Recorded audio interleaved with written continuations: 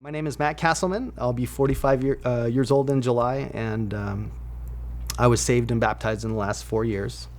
And so I live the majority of my life in a very secular lifestyle, very much in and of the world. If I had to classify it, I would say it was something along the lines of secular humanism, which is kind of contrary to our Christian faith, in that it's the belief that humans are ultimately good, and through all of their good works and through their hard work and striving, they can achieve great things, and we can eventually end up in this utopian type of a place, which as Christians we know is kind of the opposite philosophy that we have, in that we're broken innately, and there's parts of us that just don't work the way that they're supposed to or intended to, and we need Jesus to help us with those broken parts.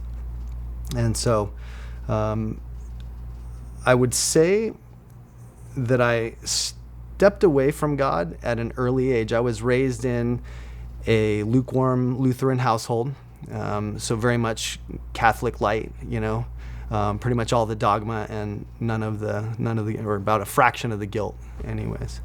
And so we would go to church kind of intermittently, and so I never really found it to be a home. I didn't really feel the presence of God there growing up. It was one of those places where we'd be driving to church, and mom and dad are fighting in the front seat, and the second the doors of the car swing open, it's smiles and like, hey, what's going on? Like, yeah, everything's wonderful, everything's great. And so I guess I didn't see the truth of God in it as a kid, and it ended up resulting in my parents divorcing when I was 13. And at that point, I told myself that this thing obviously can't be real because it didn't work. And so I kind of started walking in the complete opposite direction from the Lord at that point in my life. And it didn't help matters any that my parents were apart. My dad was removed from the situation, and so I didn't have a male figure to keep me in line either. So my mom moved us away to another city where she could be close to family and have kind of the support system around her to be able to navigate life without a dual income and all that other stuff. And so I went down this road of trying to seek out new friends in a new place, and the people that accepted me were the people that were partying and doing drugs, and I was, the road that I went down. And so throughout my teenage years, I did about every drug you could possibly imagine, more some than others, and that was my high school. My high school career was just revolved around that, and with that comes the sexual brokenness that some of which I'm still dealing with today, and just trying to navigate those parts of me that were broken and shattered so much through my mistakes and choices that they're taking time to repair. So exit high school, end up in Phoenix, and Phoenix on my own, and I become addicted to heroin. Meet a girl. She gets pregnant, and I have my son Bailey, who is now 22 years old. My wife Samantha and I both raised him fairly successfully. If there was one regret I have, it's that he was raised in a secular home and he is still yet to come to Christ. But the Lord's given me peace in knowing that he's working on that, or that it's already happened according to his timeline. And so Bailey comes along, and I really have the realization that I can't keep living the lifestyle that I'm going to live and raise a child in that. And so through his birth and him coming into the world, my then wife, his mother, and I started to go through a rehabilitation sort of a program using methadone. And so I ended up weaning off the methadone and getting clean, and started to clean up my life. And she did not, and she went the other direction, and started doing heroin and methadone, and then doing it behind my back, and eventually going down a path where we were it was unreconcilable. We couldn't go any further So I filed for divorce, and she didn't show up to court, so I got full custody. She disappeared, fell off the face of the earth for about 10 years. Turns out she was in a state of homelessness in California, living a pretty rough life. And so with that, her parents were very good and coming alongside me and helping me to navigate parenthood on my own. They saw that I was trying to make a difference. So drugs out of my life. I threw myself into working out. That became my new addiction, and life seemed to be pretty good. I kind of created a career for myself. When Bailey was 6, I met my wife Samantha, my now wife Samantha. She came into the picture, and she was considerably younger than me, but considerably more mature than me also. They say that when you do drugs, you kind of end up starting, when you quit doing drugs, you start at the maturity, at about the maturity level of the place that you started at, right? So I'm, mid-20s, late 20s, and probably about as mature as a 20-year-old, in a lot of ways. And so I met Samantha, and we went through a fast courting process. She moved in pretty much right away, and fell very much in love, and we're living in sin because God wasn't a thing for us at that point in time. So society tells us that's a perfectly acceptable way to live. And so we were living according to societal standards. And then that's what we did. We lived together, and she was going through school. I walked through her. I kind of took care of all the bills while she was walking through nursing school, and walked alongside her through that.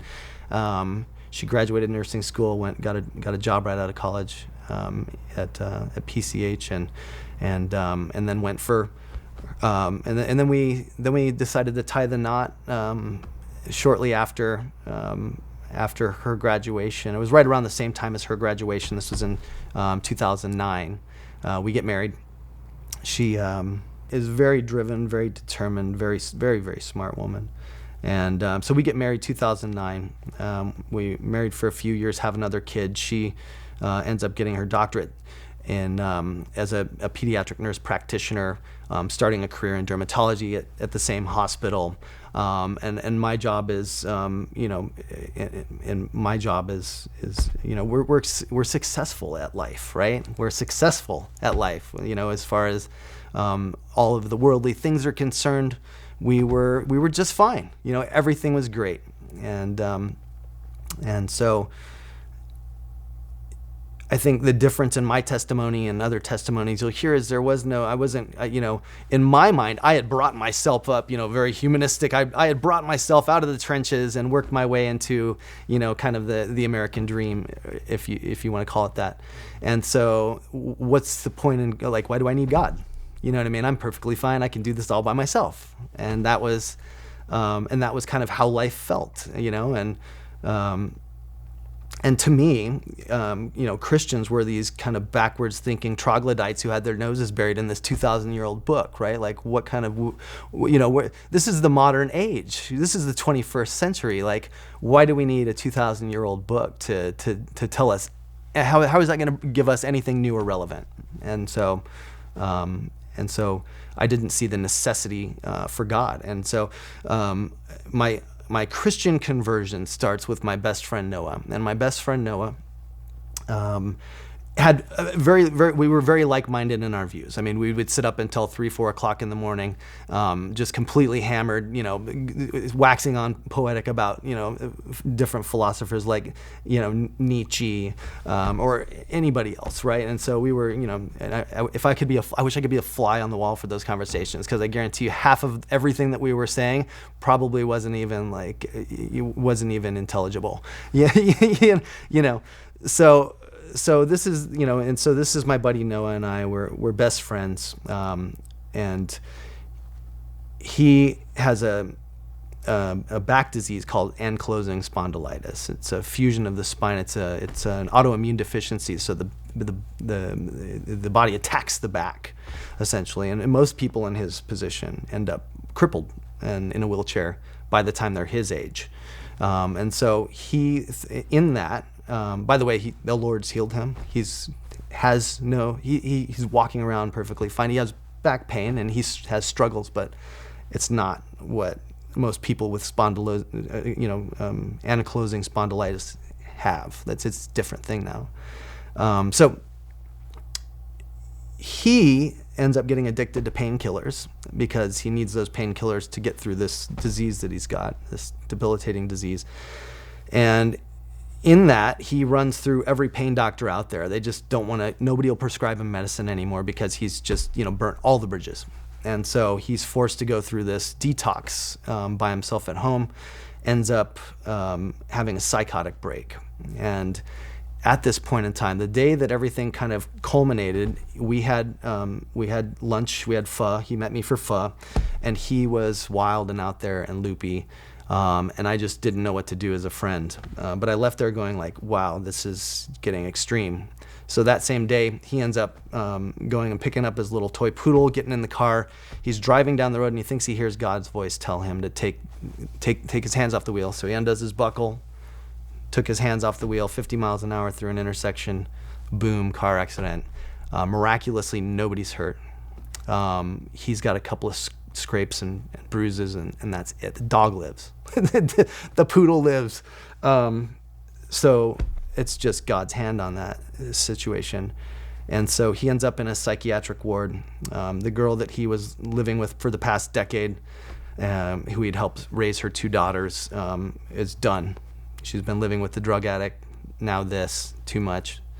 See, his family, done. Don't want anything to do with you. So his options, as I'm talking to him, he's in this psychiatric place in a rehab center in Scottsdale, and he's sounding a little more lucid, a little more together, and he's talking about after he gets out, he's going to this, halfway group home setting, like homeless shelter, essentially. And so I talk to my wife and I say, listen, I'm going to go visit him. If he's anything resembling my friend, then we're going to take him in. I'm not going to bring him here if I think he's a danger to our children or us. And so I go and I talk with them. And he's in a different place than he was, but there's something is different. And looking back on it now as a Christian, the only thing I can say is that there was a tangible war being waged for his soul.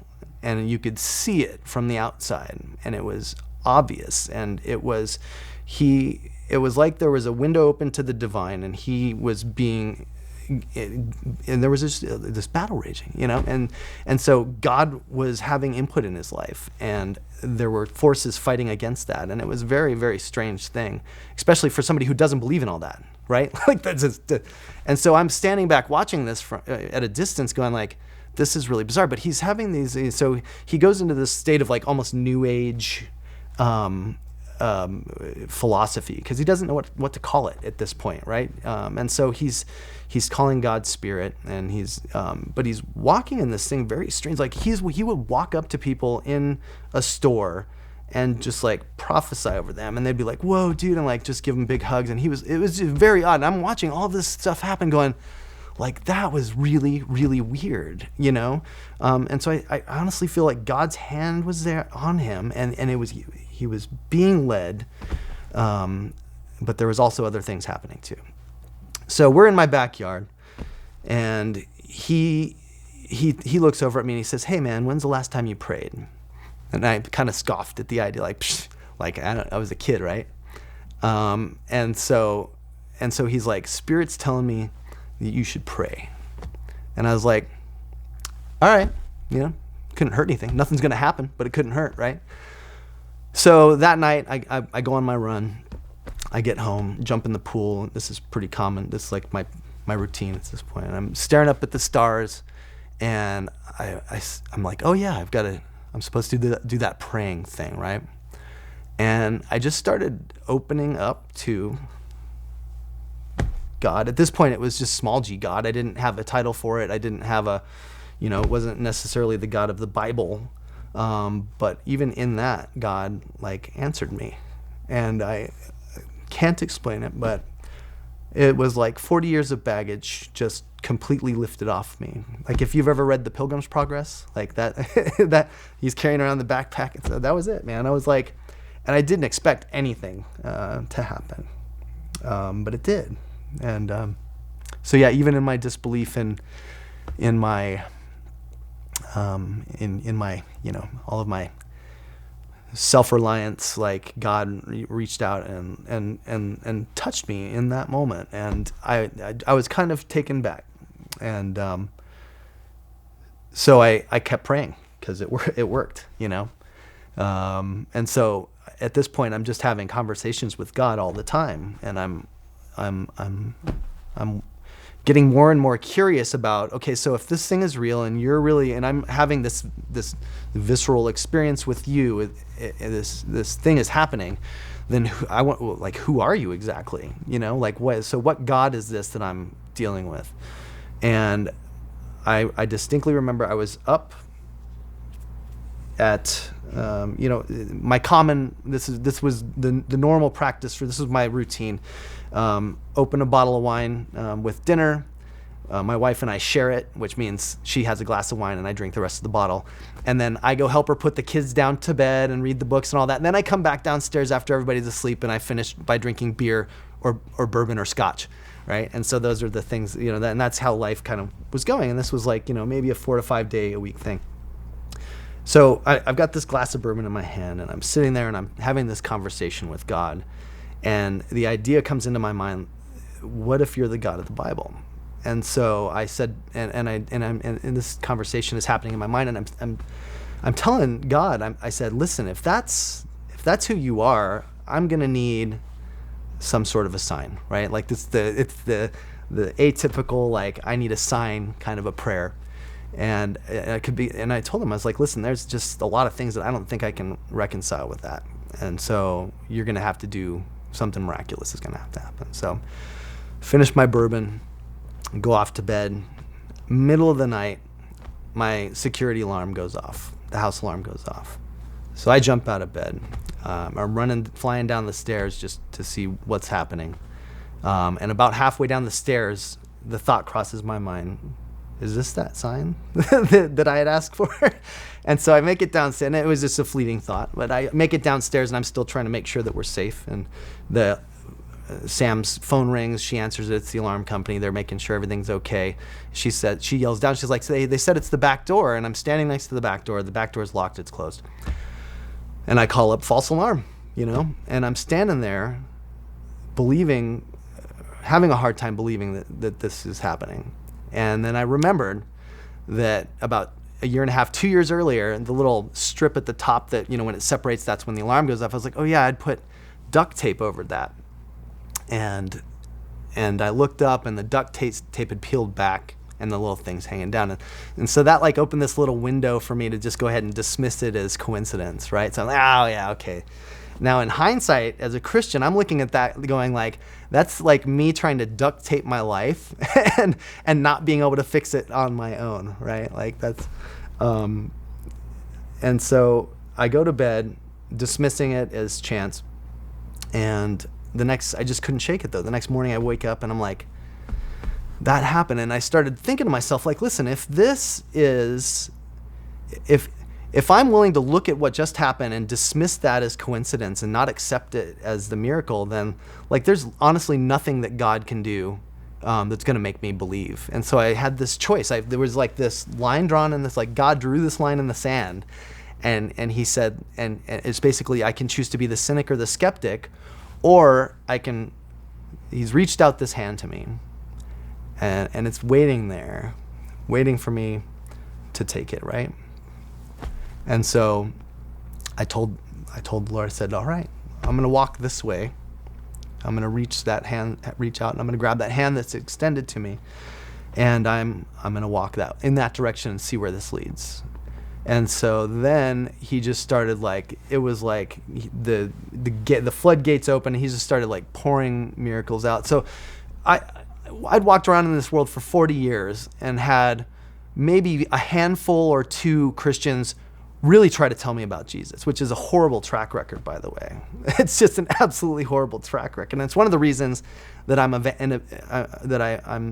so big on evangelism now as a Christian, because I don't want to walk past the guy who I might be able to say something to, and I'm not expecting a miraculous miracle in that moment, but I'm expecting that at some point they'll look back like I look back on the pastor at the gym that I used to work at, who invited me to his church and invited, hey, we can all pray around you and everything. By the way, that's like the worst thing you could tell somebody who's not a Christian. It sounds like you're inviting them to some like druid ceremony where everybody's clothed. It's just, so that was scary. I was like, no, thank you. I thank you for the scary offer, but no.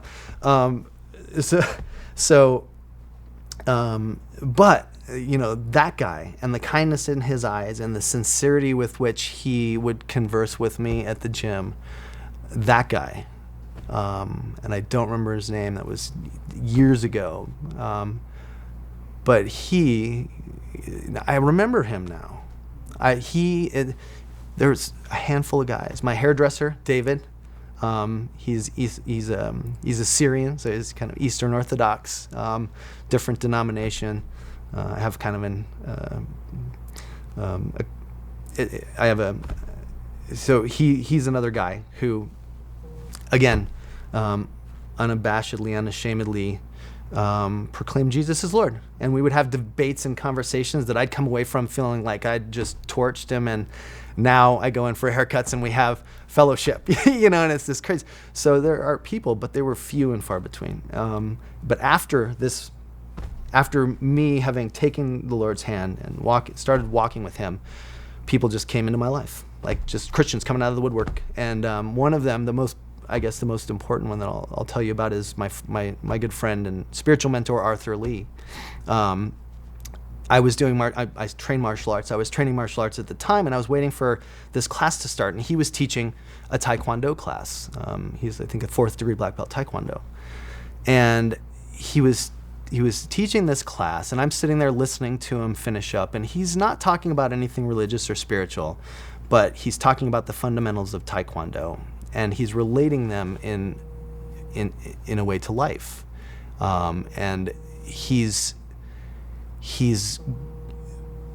speaking in such a way that I was just riveted. I was taken back. There was something about him.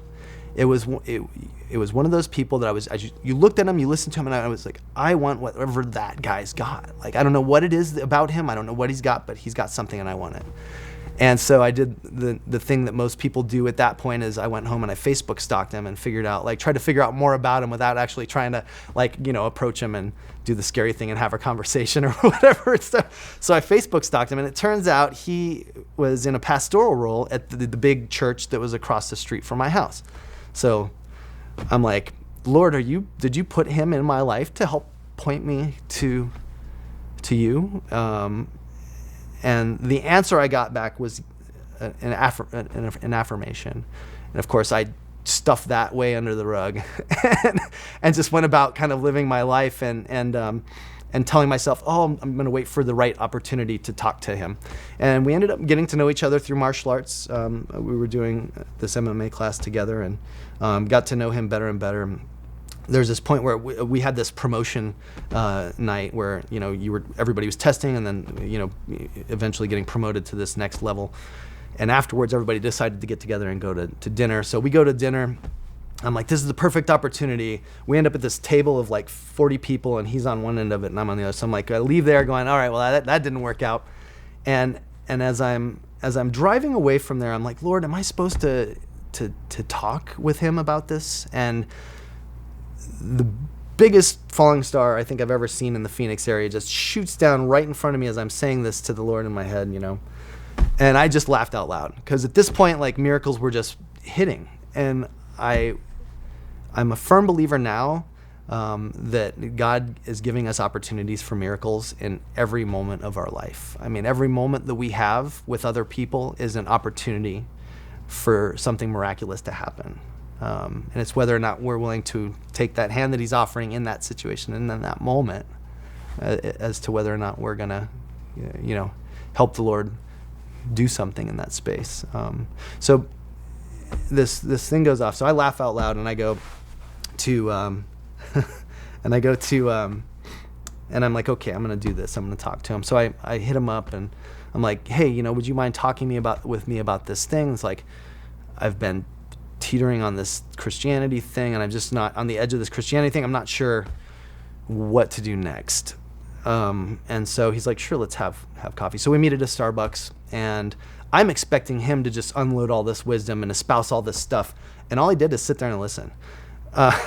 And it wasn't what I expected. I was expecting some sage wisdom and some, big push to push me in a I was expecting him to provide me with this guidance that maybe I felt like I didn't have, coming from him, and but he did. So in the majority of my questions, the majority of my hiccups were these ideas that are floating around in society and very prevalent from a secular standpoint, in regards to the Bible, in regards to the historicity of Jesus, and all of these apologetic questions. And so these questions that I thought were unanswerable, that didn't have good answers, were really hurdles. So at this point, God had tugged on my heart, but my head was lagging behind, right? Like there's all these things that had been programmed in my mind through living in the world and just being exposed to different, the secular philosophy that's really the purveying theme of the day, this idea of pluralism and, well, how could there just be one way? You know what I mean? That seems very narrow and it doesn't seem fair. And it's just not that doesn't make sense. It doesn't seem logical. And so all of these ideas floating around in my head, I thought there's no way that I could dispel those ideas and replace them with these Christian ideals that are so narrow and uninviting and uncollective, and so he pointed me to a popular apologist on YouTube. He says, go look this guy up. You watch, see if he's got some of the answers. So he didn't try to give me the answers, which I think is smart, because there are people out there that are, much better at those answers than he probably is, right? And so he pointed me to those guys. And so I went on YouTube and I started looking up some popular apologists, and I realized very quickly that there are a lot of people that are a lot smarter than me who have been doing a lot more thinking about these subjects than I have. And it turns out that the Christian worldview is very well thought out. And obviously, there's really, really solid evidence everywhere for its truth. And I started weighing the ideas that I was living with versus the ideas that I was hearing, and there's cohesion in it, and it's sensible and logical, and it walks you all the way through existence. And this other worldview that I had was a mosh posh of memes, little snippets of philosophies that I thought sounded cool, so I decided to apply them, or maybe not even apply them, but just when people would ask me what I believed, apply them at that point, right? So I sounded like I knew what I was talking about. But I was really just kind of fumbling my way through life. I was living in this place where there was a scale, and on the scale you have like Mother Teresa at the top, and you have Hitler down at the bottom. And I was kind of like, as long as I was floating somewhere in the middle, so I had some ups and I had a lot of downs, and everywhere in between, as long as I was in that middle area, I was good. You know what I mean? I was doing well according to societal standards, right? And then I started to realize that if the benchmark is objective truth, and this idea of God being ultimately righteous and pure and unblemished,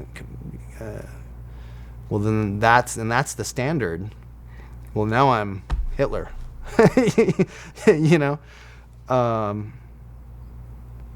and so apologetics played a huge role in my conversion, because I had to get that head in line with where my heart was going. And so, and it's been a big part of my evangelism too, because I'm a firm believer in that if you want to go out and you want to share the gospel, then you have to be prepared for the questions that people are going to have. You could do what Arthur did and guide them, but I really I love having a conversation with people. I love the truth that I now live under, and I want to share that with everybody. And the best way I can think to do it is to have a conversation with them and talk about some of these things that I've found to be true, and then hopefully spark interest in them, and then they can go research on YouTube and listen to people who are a lot smarter than me tell them probably a lot more, a lot more succinctly about these things, these ideas that I bring up. And so I'm walking this Christian life, and going to church is the next step. I'm not really walking this Christian life. I'm researching this Christian life. I wouldn't say that I've necessarily, that's weird. I don't know if the point where I started walking with him was the point at which I became a Christian, or I don't have a definitive moment where it was like, now I'm saved. It was a progression. It was a slow, steady walk down into the deep water. And so church is the next step. Mario, he leads up the Ironman group here on campus. I'm telling him my testimony, and he's like, whoa. He's like, where's your wife in all this? And I'm like, oh yeah, her. And so I think it's noteworthy for me to say that, like, her and I being in alignment throughout this process is probably the biggest miracle that the Lord has worked in all of this. Because you hear all the stories about people being unevenly yoked with their spouse, and both of them not necessarily coming to the Lord in the same way at the same time, and there being a lot of strife and struggle and relationship issues that come out of that. And my wife, I'm going to give her all the credit in the world for this, because she is the smartest person I know. But she's also one of the more observant people I know. And so she kind of was, not that she took a step back, but she was she was just in this place of observation throughout this process. I mean, it was obvious that there was stuff going on. We were talking about the stuff that was going on, but she didn't offer up any of her own insights or wisdoms that would lead me in one direction or another. But she was always open, I think, to the idea of church, because it would be great for the kids, and it's a good foundation for them, and they'll have, we'll be around people who are living by a good moral standard, and then we'll do that, and it can be this maybe place where we can meet people, and it'll be great. But she was also the person who was like making fun of her friends on Facebook who are like, man, all they do is post about Jesus this and Jesus that. I mean, goodness, And so, so now my wife is the lady posting all the stuff about Jesus now, right? So, but I think she had the idea that it was going to be good for us, but not that it would be this entire upheaval of our life and this complete surrendering over to this higher power, and that's what it kind of has ended up being. And so we were walking through this together, and so at the point where I'm telling her, like, I think we need to go to church, she's like, let's go.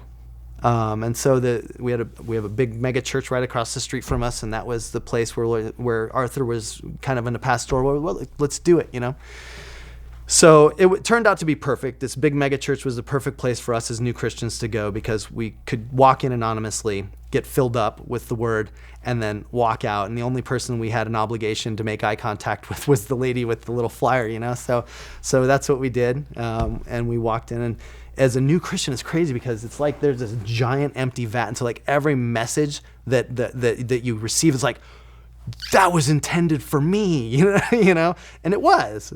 And I think if you come to church with that openness of wanting to receive that, like every message can be, but at that point it's just like every single message is just hitting. You know what I mean? It's like empty hole, fill. And so I think we got to this place where we were filled up, and we wanted to find a place to call home, and we didn't think that was necessarily the spot. And so we started looking around, and we went to several different churches, probably 4, and then we had my buddy Noah, who is now a Christian, also came to Christ. Our communication stopped after a bit, and we went separate ways. And then I called him, and he's like, "Yeah, man, I'm going to church and everything else." And I'm like, like, whoa, like after about 6 to 8 months, we'd both been on our separate journeys, ended up finding the Lord, or really the Lord finding us. And so he's like, come to this church, it's great. You'll like Pastor Dan, he's good, he's great and everything. And so we come to Pure Heart, and we walk out, and it's my wife and I are like, this is the place. Like, that was amazing. Pastor Dan killed it. And we were just like, this is where we want to make our church home. So we go to pick up our kids from the youth ministry, or the children's ministry. And just so my daughter Sophia, who's 9 now, this is probably 3 years ago-ish, she's a social butterfly, man. You just wind her up, let her go, and she's just off and running, right? She's any situation, she's totally cool. Every church we'd been to, she was like, came skipping out like, woo, yeah, this was great, let's we can come back. We go to pick her up, she's like, I hate this place. and I was like, and so we're like, oh, we're just crushed, right? Because we found our church home, but we also want it to be their church home. And so we're like, oh, like, what, what's wrong? She's like, I don't like it, don't want to come back, we tried to squeeze as much juice out of a 6-year-old as we could to figure out what was going on, but it was, she's 6, so she couldn't articulate exactly what was happening there. So I'm like, okay, well, I'm going to send him an email to the youth pastor at the time, and see if we can figure this thing out. And so I sent him this message kind of telling him what I just gave you the abbreviated version of, and he's like, well, let's meet up. You come to church next Sunday. I'll meet you in the check-in. We'll go make sure she gets settled in and gets off to a good start. And I'm cool.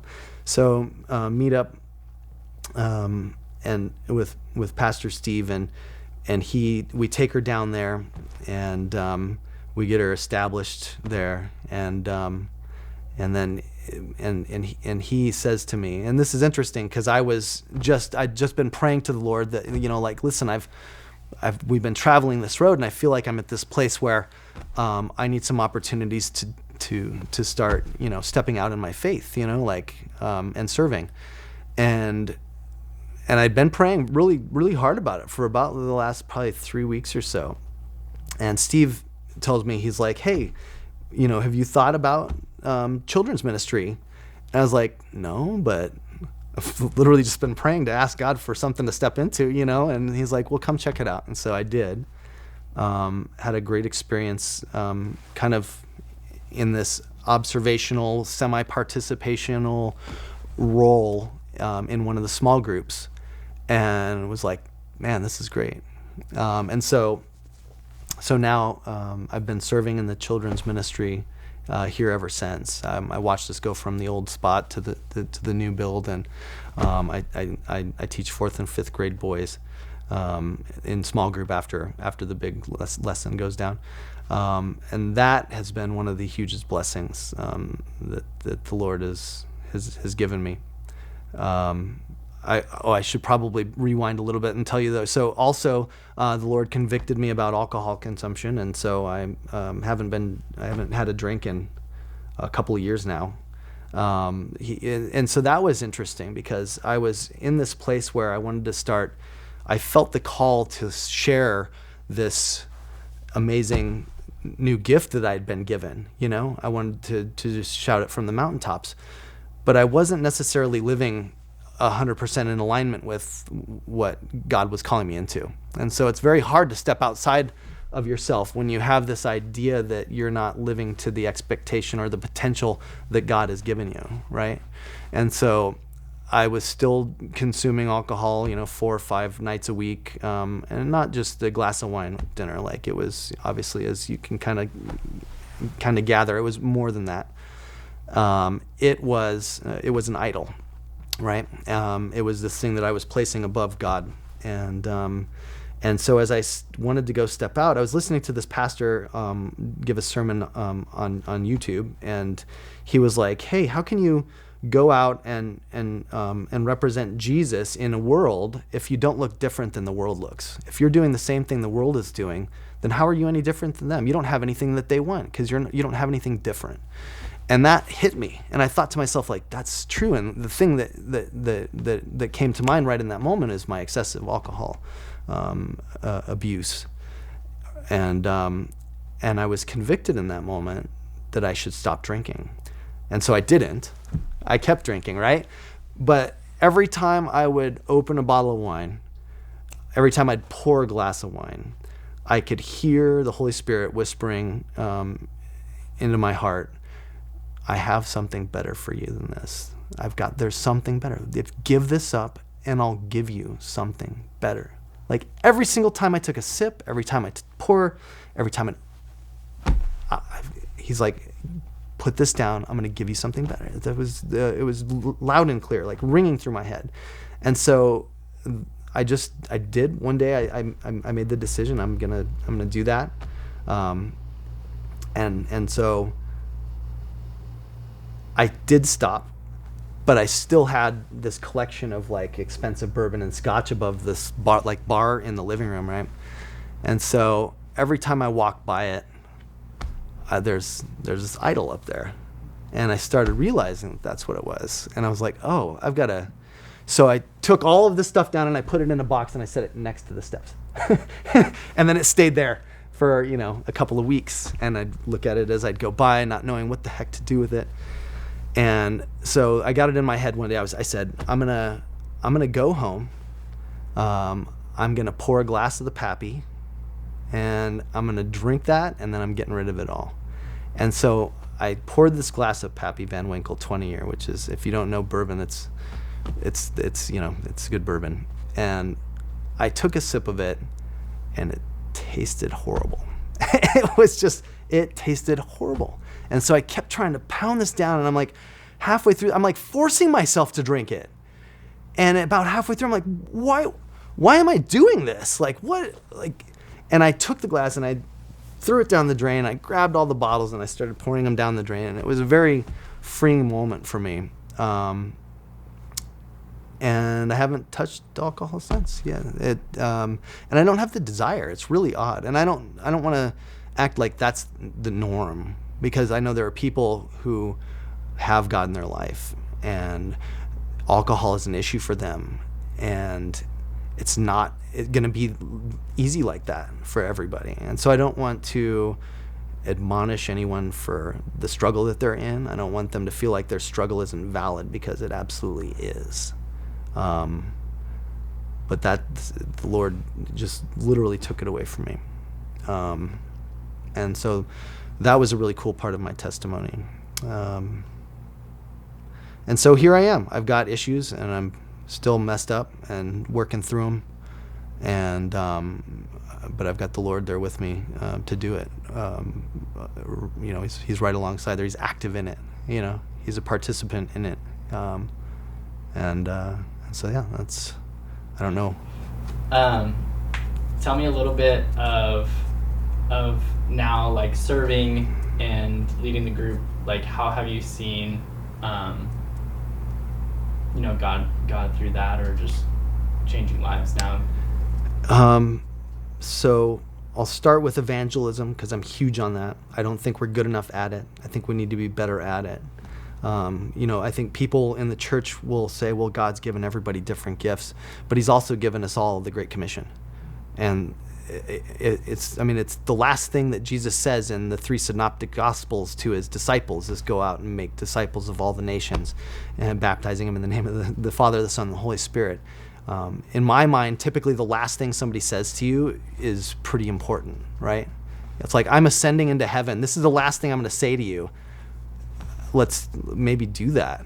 And so, and again, not to admonish anybody. I know it's harder for some people than others to put themselves out there, and I get that. I'm a little bit more on the extroverted side. There's a lot of people on the introverted side. And so there's a lot of different ways to do that, right? It doesn't always have to be like, oh, I'm going to, have a conversation with this person and we're going to talk about X, Y, and Z. And my evangelism has evolved too. Like I shared my testimony. I've shared this story a lot, and you could probably tell by just listening to me say it that I've thought through it quite a bit. Because I think it's important. I feel uplifted when I hear somebody's testimony, man. I feel strengthened in the Lord. I feel the process that the Lord put them through and worked with them through to get them where they're at. There's power in that. That's special, to hear somebody's coming to Christ. It's a beautiful thing. It also strengthens you when you share it, because you get to relive all those wonderful moments that the Lord gave you to bring you closer to Him. And so, what I've noticed though is that I was so quick to talk and not quick to listen when I was sharing with people who weren't believers, and that's a problem. And that's something that I've been working on with myself, and in the way that I try to represent Jesus, is to just really take to make it a marathon and not a sprint. You know, and there are times for the sprint, right? Like with the cashier or the waiter. But there's also the people that God puts in your life that you're supposed to marathon with, right? Like, and you're supposed to get to know them and hear about their story and figure out their story and just maybe be an Arthur instead of the guy in the line at the store. So I mean, it's like I said earlier. God's constantly giving us opportunities to work on His behalf. Like, He's presenting people to you all day long, every day. Like everybody, and I don't always, life gets to be life, and you don't always have that mindset. But when I get in that mindset, man, that's a special thing, So evangelism, a huge advocate. I love it. I love sharing my testimony. I love people, and I love sharing the most important thing in this existence with them, which is Jesus. And then so the children's ministry has probably blessed me more than I've blessed kids. To be quite honest, I feel like I've been given so much in that it's hard for me to look and see that I've impacted them as much as I've been impacted, because I just feel so overwhelmed with what I've been given in that children's ministry role. But I know that the Lord is using me there, and I've got to experience many amazing things, and most of them are relationships with either the people that are working in children's ministry or the children themselves. When you have a kid's parent come up to you and tell you, like, yeah, you're their favorite, person there, that's special, man. Like, you've had an impact on that guy.